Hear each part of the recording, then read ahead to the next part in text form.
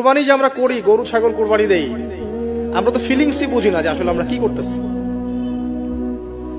কেন করছি, কার স্মৃতিতে করছি, না করলে কি হতো।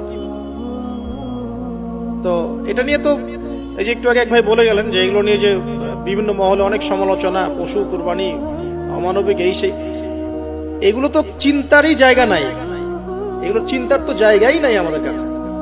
কারণ এখানে সবচেয়ে বড় কথা ছিল নিজের জীবন কুরবানি করা, নিজের জীবনটা কুরবানি করা। নিজের জীবন না আছে, আল্লাহ আমার কাছে একটা খাসি চেয়েছেন, একটা গরু চেয়েছেন, একটা বাহিমাতুল আনআম চেয়েছেন। এখানে তো আমার নিজের জীবনটাই দেওয়ার কথা ছিল, ওটা না নিয়ে আল্লাহ পাক বলেছেন যে বাহিমাতুল আনআম একটা দিলেই হবে। তোমার কাছে ওটার গোশতও চাই না, চামড়াও চাই না, কিছুই চাই না, তাকওয়াটুকু চাই। তাতেই এত কথা। এটা দামি বা কত?